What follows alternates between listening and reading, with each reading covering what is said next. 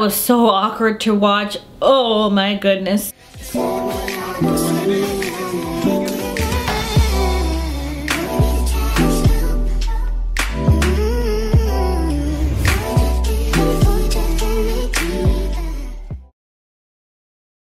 Hey my beautiful peeps, my name is Char and welcome to Char TV. In today's video, I'll be doing a recap on episode 3 of Before the 90 Days. It's called First Date, Second Thoughts. I'll be starting off with Caleb and Alina. Alina is patiently waiting at the airport for Caleb to arrive and she's feeling nervous. She's wondering, what if they meet and there's no chemistry between them?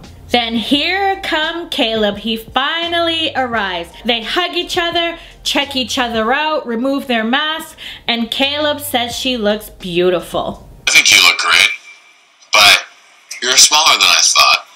Oh, is it weird for you? It's different. Yeah. Do you feel weird pushing me? I feel tired. My left arm is about to die. I can give you my wheelchair to sit. Yeah, you can push me around. Just put it anywhere. Alina's feeling kind of bad because the bags are falling all over the place, her wheelchair is spinning around, and she's thinking that Caleb will always think that it's difficult and hard with her and her wheelchair. It's not the best first impression. Alina then teaches him how to fold her wheelchair and to put it in the van, and I can imagine there's a lot of things that she's going to have to teach him. Caleb said that when he's spoken to Alina in the past, he's only seen her from waist up. So seeing her now in comparison to his own size is quite shocking. He feels like he just needs to adjust with being with a little person, and in time the chemistry will return. Alina is feeling disappointed that they didn't even kiss after seeing each other for the first time in 13 years. She's thinking that maybe Caleb is not attracted to her, and she's hoping that maybe they will cuddle or kiss when they get back to the hotel room, because that will give her confirmation that Caleb does like her. While watching, I didn't feel any chemistry between them, but I mean, it's a lot for him to take in, I can imagine. And also he's been traveling for hours on end, so he's probably exhausted.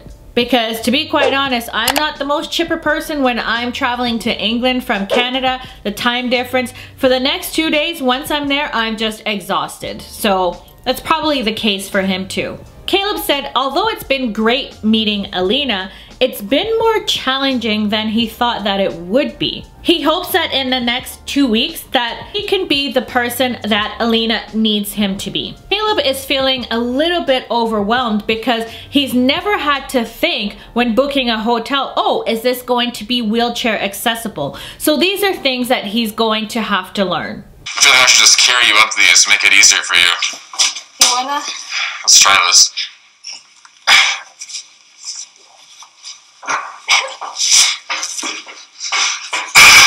I feel very excited when he picks me up and carries me upstairs. I think it's very sweet. Alina is giving him a tour of the room, and he said to her, what is that chair there for? And she said, well, you know, the bed is quite high and she can't climb onto it, so she uses a chair to help her. And he said, well, maybe it's just easier if I just pick you up and put you on the bed. Caleb then said that he's glad that Elijah was there to help Alina, and she mentioned that yes, he spent the night and he actually slept on Caleb's side of the bed. And Caleb thought that it was a little bit strange that Elijah would be sleeping in the same bed as he will be. Alina feels that the meetup didn't go as she had hoped to, because they haven't seen each other in 13 years, and Caleb just said to her that he wants to go to bed. Caleb is mentally and physically exhausted, and he did mention that to her as well. Alina was hoping that Caleb would have shown more affection and is now just wondering if he likes her or not. I don't feel she should be rushing. Give it a bit more time. He did just land after all. There's a whole 2 weeks. That's pretty much all with Caleb and Alina. It'll be interesting to see if there is chemistry between them. On to Kim and Usman, aka Soldier Boy. After 30 hours of traveling, Kim has finally landed in Zanzibar. Zanzibar is an island off of Tanzania. The next day, she'll be meeting Usman, and she grabs her things and finds herself a taxi driver. She finds one and starts chatting about the reason why she's there. I cannot believe I am here in Africa. The only other time that I traveled overseas is when I was 19 years old. I was a secretary in the United States Army, and I was traveling to Saudi Arabia to fight in Desert Storm. This trip is entirely different from that. I was going to fight in a war. This trip, I'm going to find love. Kim arrives at the hotel and it's just absolutely beautiful. She splurged a little bit and has booked herself a honeymoon suite because she has plans while she's there. Usman is booked in another room because he wants to take things slow. But Kim figures as time progresses and they spend time with each other, by the end of the trip, he'll be in her room. It's the next day and Kim is all decked out in her Soldier Boy t-shirt, and she even has some roses for him. She'll be picking him up at the airport and she's so nervous that she's shaking. Usman has landed in Zanzibar with his crew and is happy and excited. He tells his crew to stand aside while he meets Kim alone.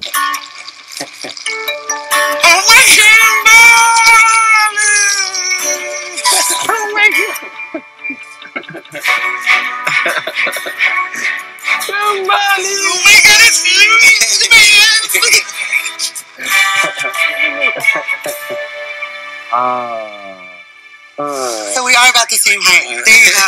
Yeah. These are for you. Thank you. Usman says that Kim looks good and better than he expected. Kim says they look cute together and she doesn't look like she's 50. Usman agrees that she doesn't look 50 at all. He says she more looks like she's 31 or 32. Now Usman, you need to stop because I'm 42 years old and she does not look like she is younger than me.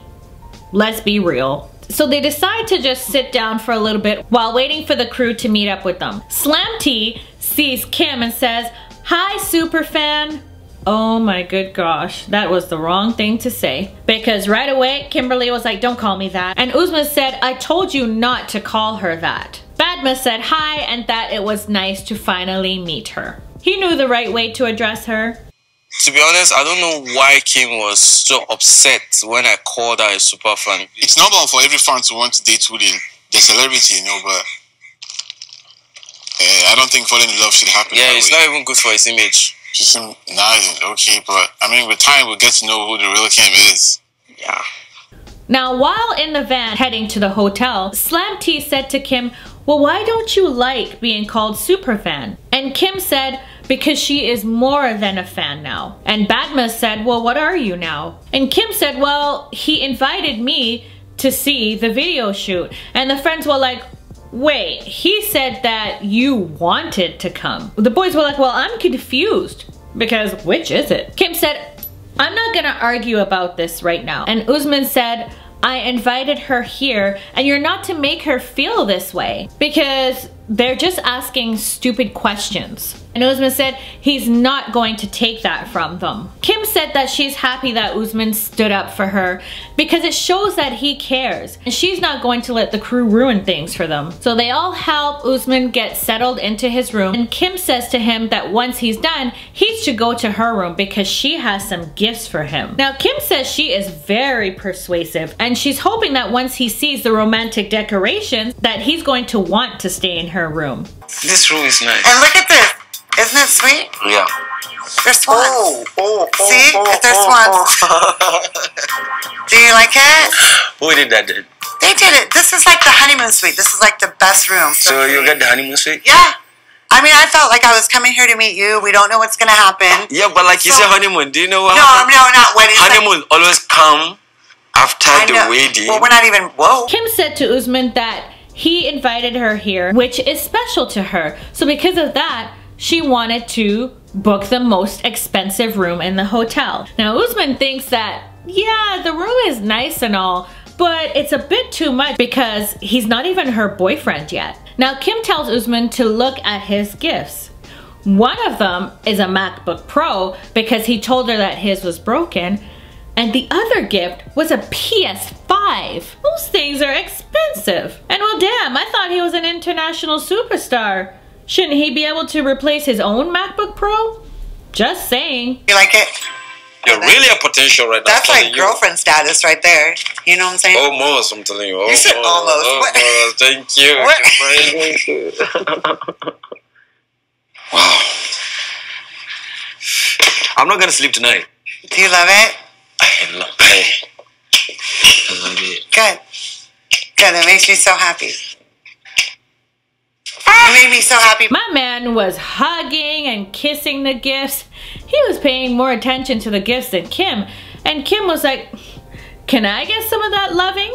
Usman said the gifts are something that he's never gonna forget, but says, I'm going back to my room. Even though he does appreciate the gifts. Even though Kim is sad that he's going back to his room, it's okay because he did make it clear to her that they'll be spending every single day with each other for the next 2 weeks, which is very important to Kim because she has a short period of time to convince Usman that she is the woman for him. Well, girl, you shouldn't have to convince a man that you're the right woman for him. He should be able to just see it and feel it. You shouldn't have to convince someone. Kim said that she will be disappointed if she doesn't get an answer before she leaves. Oh my goodness, I could feel it's gonna get good. That's pretty much all for Kim and Usman. On to Gino and Jasmine. Gino has been in Panama for a few hours now and they decide to go to a restaurant to get something to eat. Jasmine ordered a veggie wrap and Gino ordered a burger with all of the trimmings. Of course, Jasmine doesn't like that because she's vegan and she eats very well. They're eating their food, the wine is flowing, and then Jasmine receives a notification on her phone and Gino said, well, who's Paul? Jasmine walks over to Gino and opens the message and shows him, see, Paul is my friend Paulina. Then she says she wants him to do the same thing.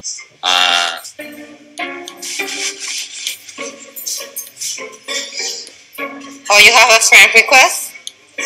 I do? Who's this bitch?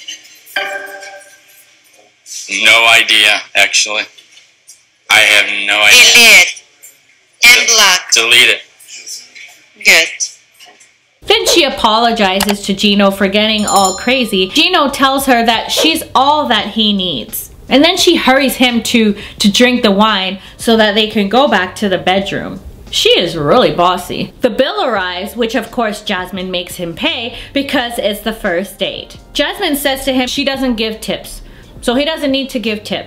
And Gino thought, well, if the waitress was good and she provides good service, then he usually tips 15 or 20%. And then he then went on to say that the waitress provided good service. Oh my goodness, that was the wrong thing to say because then Jasmine accused him of having a thing with the waitress. What the hell? Because he wants to tip the waitress, it means that he has a thing with her? Come on. It has nothing to do You with... have something with the waitress. No, I'm just nice. They work really hard and they... I stopped listening to you like 5 minutes ago. Do whatever you want.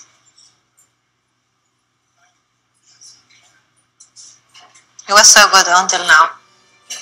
You ruined everything. This is the first time that Gino is seeing Jasmine's jealousy in person, and it's making him feel kind of awkward. My man Gino, you need to run for the hills, because that's a red flag. Gino said that Jasmine really needs to start building trust with him, because if not, the relationship is not going to work. They get back to the hotel room and Gino said to Jasmine, well, how are you feeling? And all Jasmine said was, give me some space, and walked off to the bathroom. Gino was excited to be intimate with Jasmine, and right now would have been the perfect time to take one of those little blue pills because it takes a while to kick in. But now at this point, he's not even sure if Jasmine is in the mood. Well, I guess Jasmine's mood changed because she came out of the bathroom in her lovely blue PJs. Oh my god. Are you gonna take a shower? Huh? Are you gonna take a shower? Not at this moment. Do you wanna cuddle with me? Yeah. Just give me 1 second. Just want to charge my phone. It's almost dead. You look hot. These are just my pajamas. Jasmine decided that she wanted to reconcile, and what better way to do it than to have sex? She said that she loves sex a lot, and she hopes that Gino learns how to deal with the beast that's inside of her. Now this Gino, he decides to climb into the bed, climb into a clean bed with the clothes that he had on outside, dirty clothes that he had on outside, getting into the bed with the damn hat. Now why don't you take yourself to the bathroom and freshen up yourself before climbing into bed? And then handle that. I've been excited for this night to happen. But I'm a little bit nervous. The last time I was intimate with someone, it's been a while, yeah.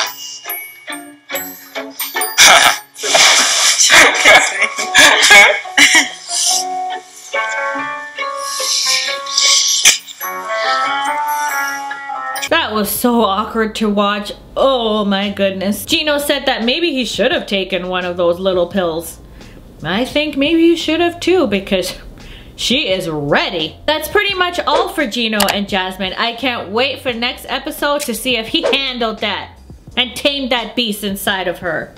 On to Memphis and Hamza. Hamza is 28 years old and lives in Tunisia. He loves kickboxing, and that's his passion. It makes him feel strong and confident.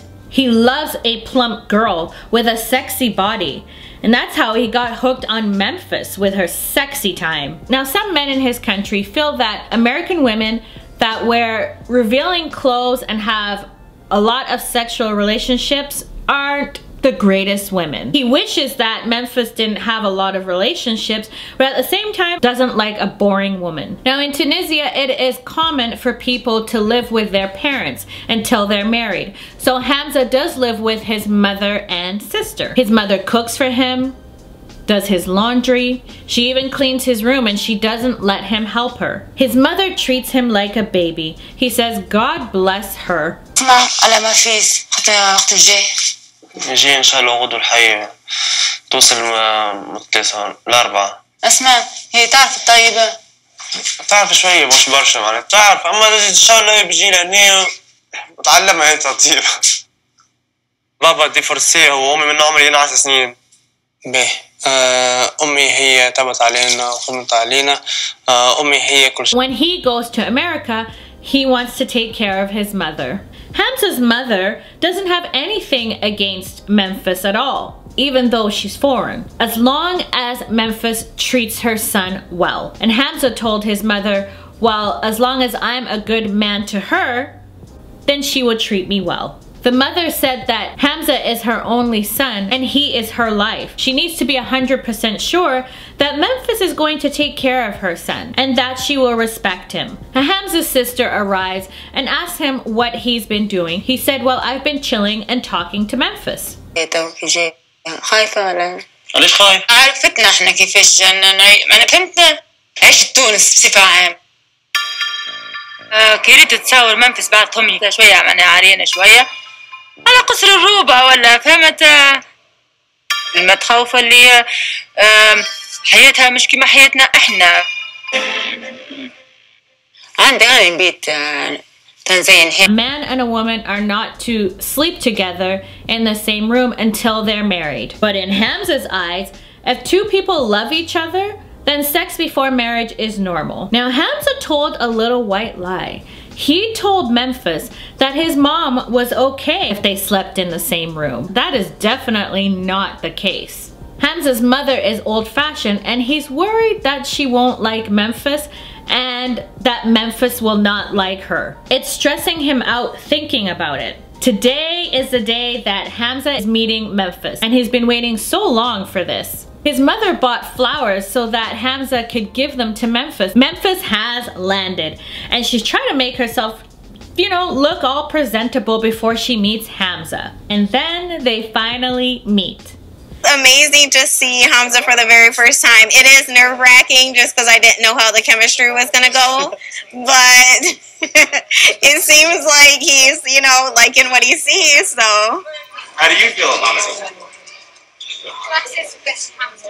Is no problem. Well, no problem. Not too short, huh? No problem. It's fine. I bet she likes what she sees too. He's pretty cute. And his skin. Now, it wasn't the response that I thought that he would say. It was kind of like, meh. Memphis is kind of concerned about the language barrier because they need to get to know each other better before they get married. Yeah, there is definitely a language barrier. That's pretty much all from Memphis and Hamza. I cannot wait to see what happens in the next episode. Overall, I thought the episode, it was alright. I'm ready to see some drama though, and I know there's gonna be some drama with Kim for sure. And I can feel like there might be some drama as well with Memphis and Hamza, especially when she finds out that she ain't sharing no room with her man. Let me know your thoughts on the episode. I definitely like to see some comments so I can hopefully pin one. And I hope that you enjoyed. Thanks for watching, my beautiful peeps, and I'll catch you in my next video. Bye!